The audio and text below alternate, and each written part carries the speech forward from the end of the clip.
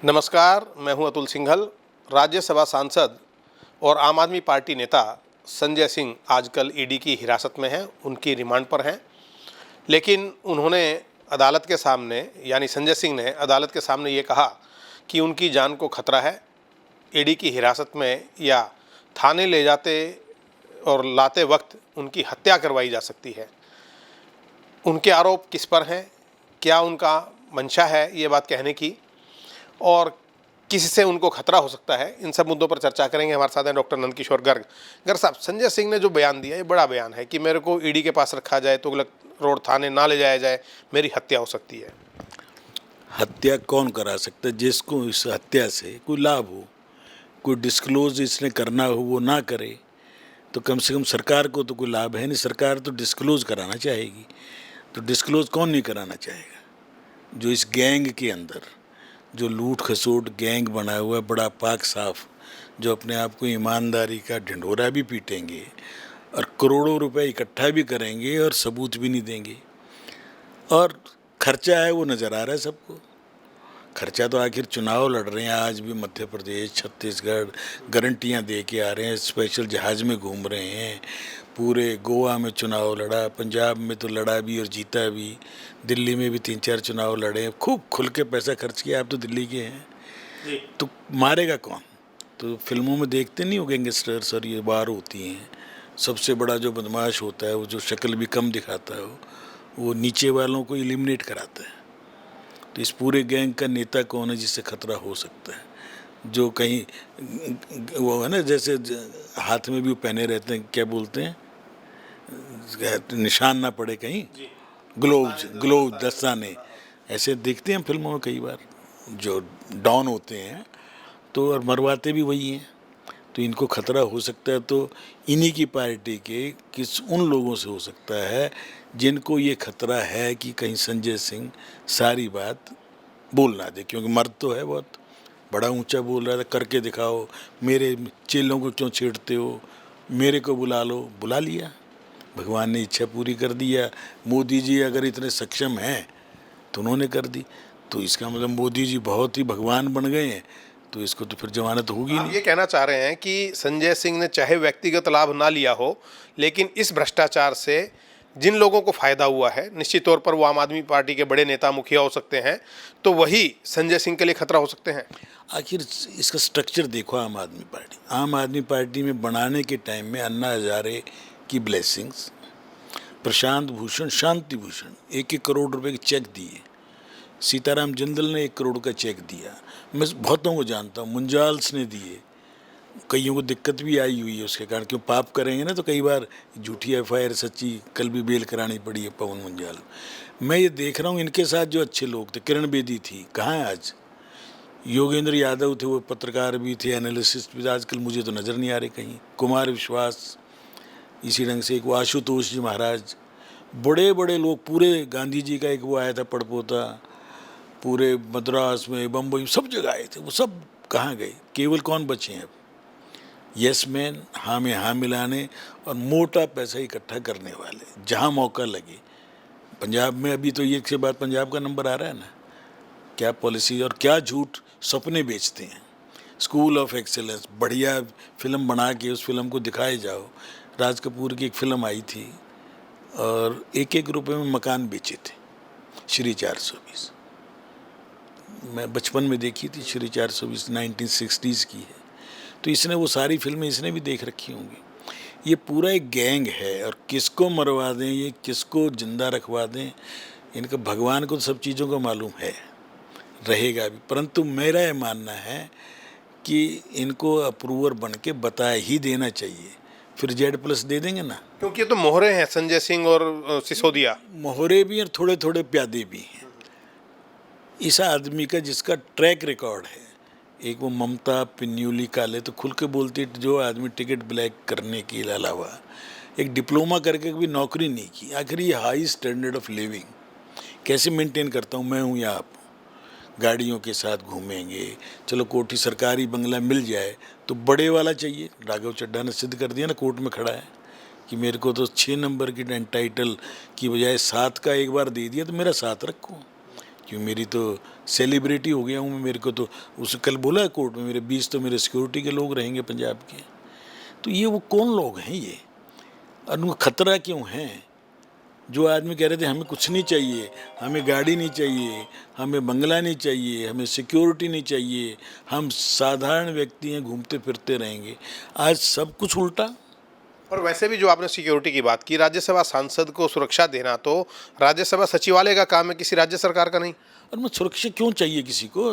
Payment दे के लो ना, मुझे सुरक्षा मेरे को दे दी थी ना, बड़ी मुश्किल से हाथ जोड़ के, मगर भाई मुझे मरना एक दिन सबको है, मेरे को 3 सुरक्षा पे सरकार 5-4 लाख रुपये महीना क्यों खर्च कर रही है? हाथ जोड़ जोड़ के मैं पिंड छुड़वाया, मेरी आज लिबर्टी के क्यों कर्टेल करूँ? मैं मस्त आदमी हूँ, बोलने से मैं सच बोलने में रुकता नहीं। मारने वाला सब सुरक्षा के बावजूद इंदिरा जी को मार गया, प्रधान उनके घर पे मार गया, इसलिए बड़े से बड़ा आदमी आज तक बचा है क्या कोई? मरना सब ने है। इसलिए ये नाटकबाजी छोड़ दें सब लोग, ईडी को गाली देते रहे, ईडी को सबको भ्रष्ट बताते रहो, रिश्वत देते हुए ईडी के लोग और लेते हुए पकड़े गए, वो भी इसी मामले में हैं। लोग भूल जाते हैं ना, याददाश्त छोटी है। खुद से अपने ईडी ने कई अफसर गिरफ्तार किए हैं जो इन लोगों से डील कर रहे थे। क्यों? जब कमरा भरा नोटों का दिखाई दे रहा हो मुझे, तो कुछ 2-4 गड्डी अपनी जेब में रखने का मन कई बार हो जाता है ना आदमी। तो ये सब के सब वो लोग हैं जो बिल्कुल डूबे हुए हैं आकंठ। और इस शराब नीति में ऐसी कोई नीति है क्या? ये तो अनीति थी। पूरे के पूरे एरिए बेच दिए और वन टाइम वो दे दिए, जैसे ठेका देते हैं ना जो बदमाश कि इस एरिए में, जैसे ये हिजड़े भी ठेका देते हैं और जेब कतरे भी। इन्होंने ठेके दे दिए थे दिल्ली को कुछ हिस्सों में बांट के 140 में कि कितनी दुकान खोलो, कितनी ही बेचो, हमें तो वन टाइम पेमेंट दे दो। तो वन टाइम पेमेंट में फिर दूसरे भी तो गैंगस्टर, शराब में तो सारे ही गैंगस्टर हैं। हरियाणा वालों को लगाया तो हम मर गए भाई, हमारी सेल रुक गई। उत्तर प्रदेश वालों को फ़र्क पड़ा होगा, पंजाब वालों को। आज मैं शराब का कारोबार जो भी करता है, कोई वो धर्मपुत्र मिलेगा क्या? हाँ, तो इस लॉबी से भी खतरा हो सकता है कुछ। सबको एक दूसरे से खतरा, और सारे काम ही ऐसा करते हैं ये। जिन्होंने बिहार में भी शराब भेजनी, गुजरात में भी भेजनी, बनानी भी, जितनी बना के सरकारी रिकॉर्ड में दिखानी उससे 10 गुना बनानी, ये सारे काम ये करते हैं भाई। मिलावट करते हैं, डाइल्यूट ज़्यादा करते हैं, तो एक दूसरे को मारने का इनका काम है। बदमाश ही एक दूसरे को मारेगा, सरकार को मारने से कुछ नहीं मिलना। सरकार को, ये तो मोदी को हर चीज़ पे गाली देता है। अरे मोदी की तरह काम कर लो ना, तुमसे एक स्टेट। वो तो वैसे भी अदालत ने कह दिया कि आप बयान नहीं दे सकते हो जब तक कस्टडी में हो। पर ये तो आते जाते भी बोलेंगे, कुछ ना कुछ बोलेंगे ना, तो और पत्रकार भी इनके आगे लगा देंगे तो कुछ ना बोलेंगे, चोर है मोदी, चोर है मोदी, तो राजा चोर है, चौथी पास है, कहते रहो ना। अरे तू चौथी पास है या तू PhD है, तेरे कर्तव्य क्या है ये देखेगी जनता। अनपढ़ से अनपढ़ लोग भी सक्सेसफुल हुए हैं इस देश में, और बहुत बड़े बड़े लोग, आतंकवादी जो, जिसको कल मोहन चंद शर्मा देश के लिए जो शहीद हुआ, जिसको आज मौत की सजा की, वो आजीवन कारावास में बदल दिया, कोई पूछने वाला है? जिस आदमी, ये कह रहे सब सबूत हैं, परंतु वो इंजीनियरिंग कर रहा था, उसका चरित्र बाद में बड़ा ठीक है, ये भी सर्टिफिकेट कौन जज देगा भाई? तेरी सुरक्षा हटा दें। जो जुडिशरी वाले पुलिस को डिमोरलाइज करते हों तो उनकी सुरक्षा, में दिल्ली पुलिस के कमिश्नर चुपचाप कहते भाई मेरे पे नहीं है आदमी, तो इन सारी वापस बुला लो एक बार। जिसने भी जज ने दिल्ली हाई कोर्ट दिया, मैं नाम नहीं लेना चाह रहा, नाम पता है, कोई बात नहीं, परंतु उन लोगों को शर्म नहीं आई?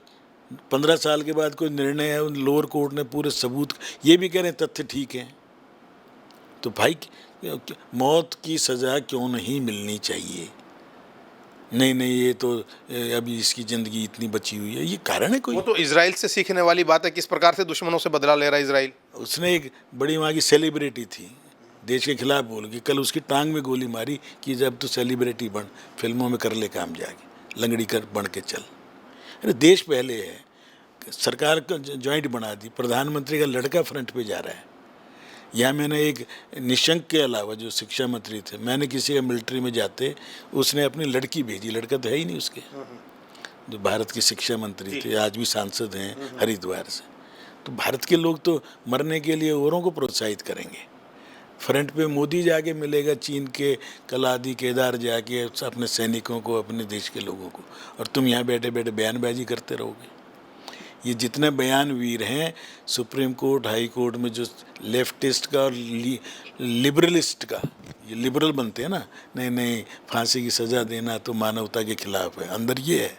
और उसको एक्सप्रेस करते समय ये कर दिया कि नहीं, अरे जेल खर्चा क्यों करोगे भाई तुम इस पर?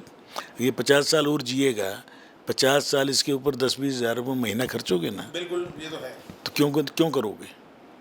बहुत तो ये सब प्रश्न ऐसे हैं, इन प्रश्नों का उत्तर अब देश की जनता खुल के मांगेगी, बिल्कुल ठीक है। और मांगना चाहिए।